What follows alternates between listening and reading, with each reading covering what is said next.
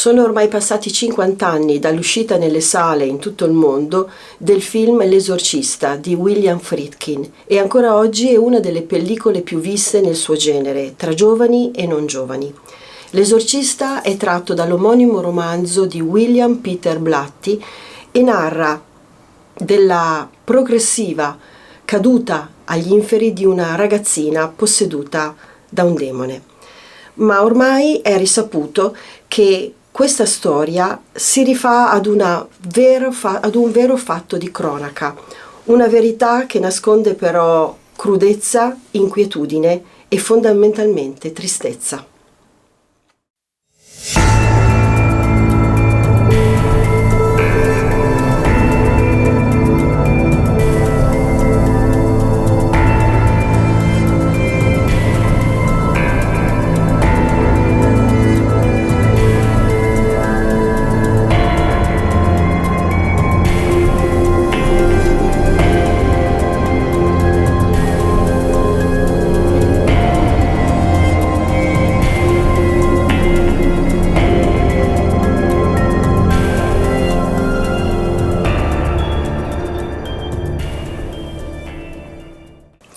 Lo scrittore William Blatty avrebbe preso spunto per il suo romanzo da un articolo del Washington Post dell'agosto del 1949 che narrava di un presunto esorcismo praticato nei confronti di un ragazzino di 14 anni di Mount Rainier nel Maryland. La sua identità non venne mai rivelata proprio per volere della famiglia e quindi gli fu assegnato un nome fittizio, Roland Doe. Roland era un bambino comunissimo, andava a scuola con i suoi compagni e proveniva da una famiglia religiosa protestante.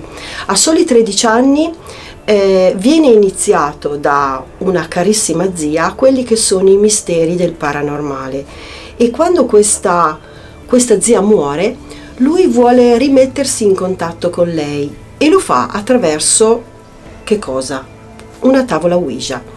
Solo che da quel momento cominciano a succedere cose strane e da quel momento inizia l'incubo.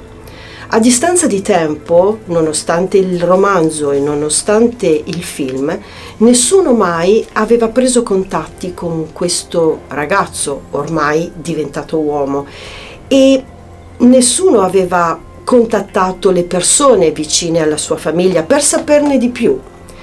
Solo nel 2006 uno scrittore, Mark Opsasnik, decide di volerne sapere di più, di scrivere un libro più approfondito su questa faccenda, ma un libro che guardasse l'aspetto dal punto di vista oggettivo. E quindi cerca e ricerca per conoscere nuovi elementi e subito le cose sono incongruenti. Innanzitutto il ragazzo non aveva mai abitato a Mount Rainier, ma in un'altra cittadina del Maryland, cioè Cottage City. Quindi se già il luogo di nascita del ragazzo non coincideva, quali altri elementi e quanti altri elementi potevano non essere concordanti? Quindi Opsasnik cosa fa? Ribalta tutto, parte dagli archivi, va a cercare video, documenti cartacei e purtroppo i risultati sono gli stessi: incongruenze, confusione e fatti erronei. Quindi si decide, vuole partire dall'inizio, anche perché non vuole smontare il fatto in sé, ma vuole capire quali sono quelli che sono gli elementi da ritenere attendibili. Come ogni bravo scrittore diventa un bravo investigatore e quindi si reca a Cottage City e comincia a fare domande agli abitanti e nel giro di poco tempo identifica la famiglia di Roland, scopre il nome della famiglia ma non ne farà mai cenno nel suo romanzo, nel suo libro. Non è un romanzo, è un libro. Il nome però della famiglia di Roland e il nome del ragazzo a distanza di tempo verranno svelati e un tempo abbastanza vicino al nostro. Il ragazzo si chiamava Ronald Edwin Ankeler ed era nato nel 1935. Obšasnik riesce facilmente a contattare dei vecchi vicini della famiglia Ankeler, i quali testimoniano che il padre di Ronald, scusate, i nomi sono molto simili, il padre di Ronald non aveva mai parlato dei problemi del figlio e sicuramente non in termini di possessione. Questa parola cominciò ad uscire solo dopo il romanzo e solo dopo il film. Fu rintracciato anche un vecchio amico del ragazzo e qui le cose cominciano a farsi veramente interessanti.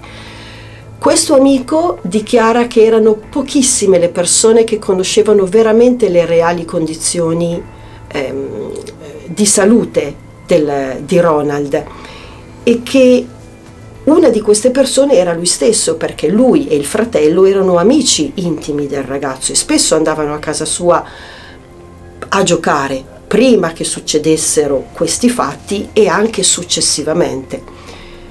E racconta delle cose interessanti. Innanzitutto dice che quando uscì il romanzo e poi il film, lui si stupì di come certe cose non erano ricostruite nella maniera giusta.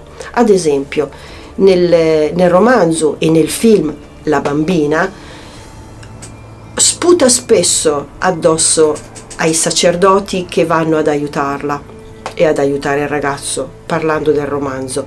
Ma l'amico di Ronald dice che questa cosa dello sputare era un gioco che loro facevano comunemente ed era quasi una sfida a chi voleva sputare più lontano. Poi c'era l'elemento del letto che si muoveva. Nel film una delle scene più importanti, clou diciamo, è quella del letto che si muove. L'amico di Ronald dice che il letto di Ronald era uno di quei letti vecchi di una volta, con le molle e con le ruote, quindi con un movimento ben assestato si poteva far muovere il letto, non era una cosa così straordinaria che si potesse muovere.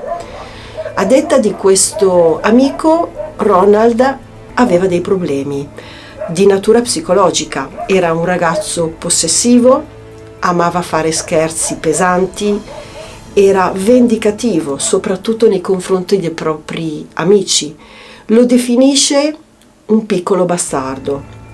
In più il suo modo di essere lo rendeva antipatico, oggetto di bullismo, tanto da arrivare anche a litigare con i professori a scuola e ad abbandonare la scuola stessa.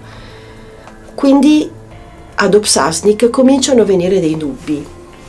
O Ronald si era inventato tutto perché non voleva più andare a scuola, perché non voleva essere più oggetto di bullismo, oppure la sua condizione, la sua particolare condizione psicologica lo aveva reso facile preda di quella che poteva essere una possessione demoniaca.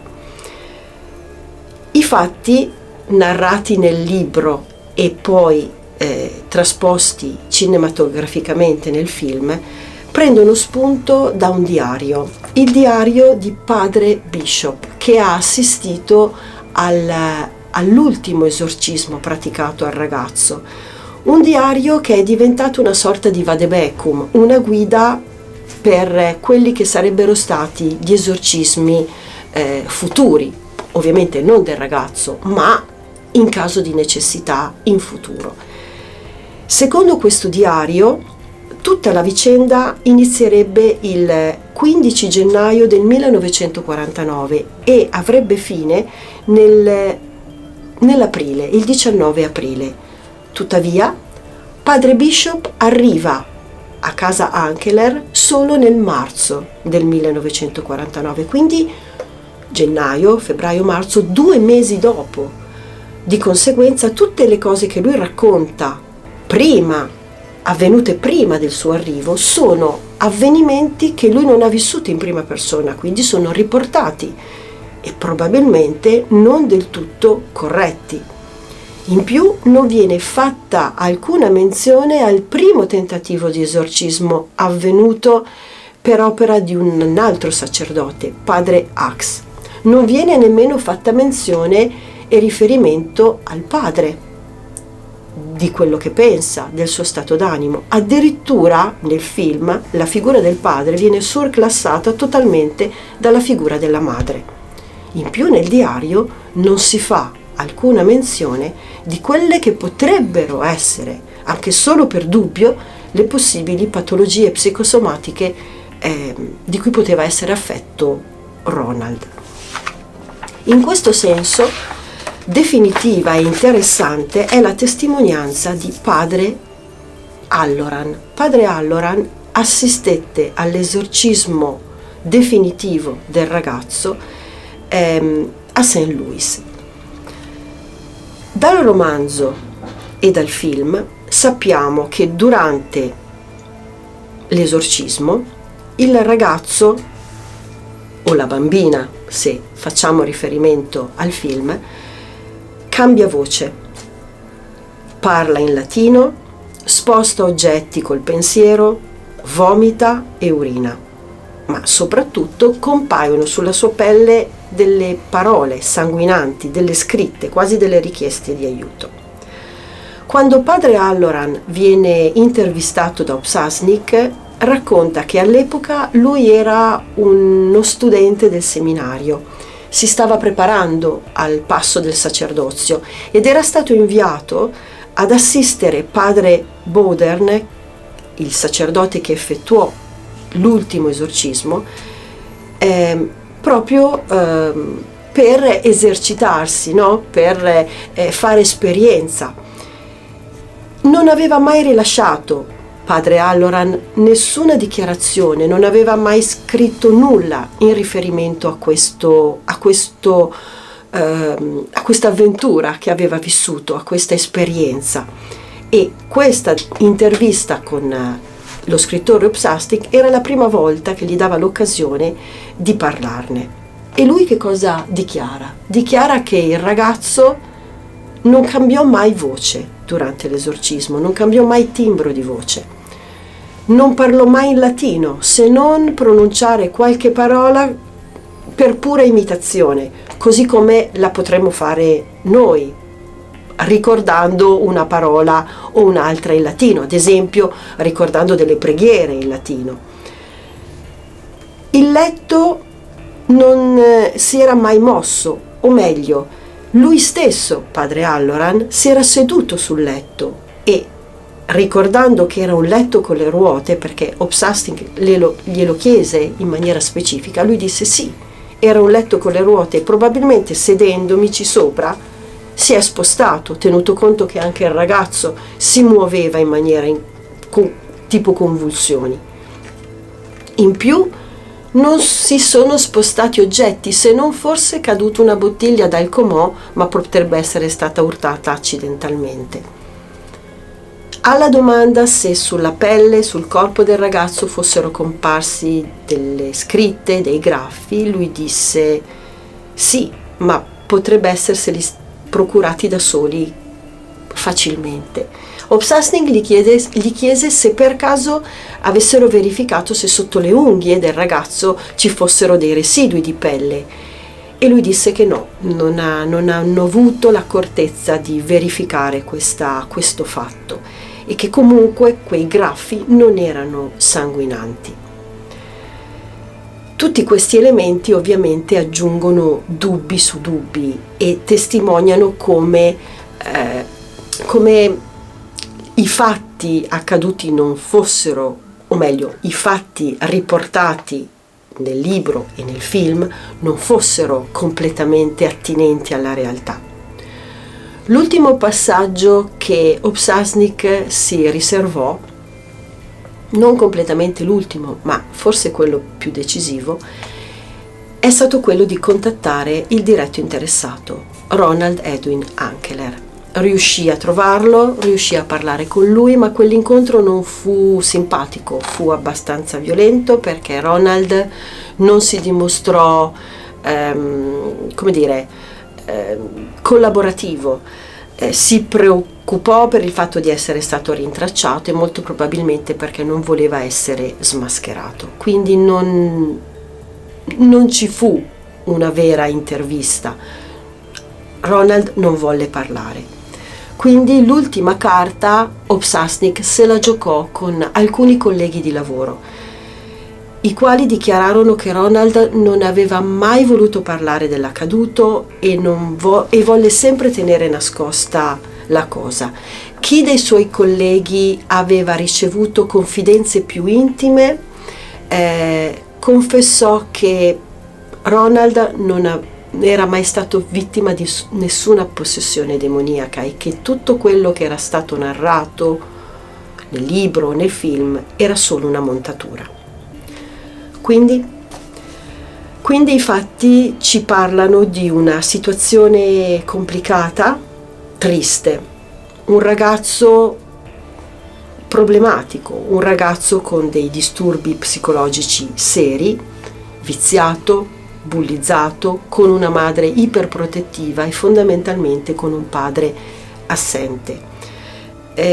Voleva abbandonare la scuola e molto probabilmente mise in atto questa strategia per arrivare a questo e per attirare l'attenzione e magari l'affetto delle persone che gli stavano vicine, anche di quei sacerdoti che erano andati ad aiutarlo.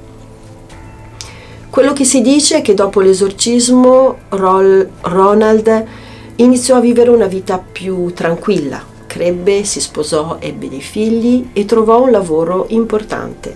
Divenne un ingegnere della NASA, il cui lavoro ha contribuito alle missioni spaziali dell'Apollo negli anni 60, al punto da brevettare una tecnologia che aiutava i pannelli solari dello shuttle a resistere alle alte temperature.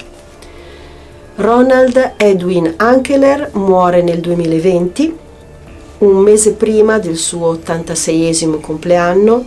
Muore per un attacco di ictus nella sua casa di Marysville, nel Maryland. Se il video vi è piaciuto lasciate un like, se non vi siete iscritti fatelo. Alla prossima!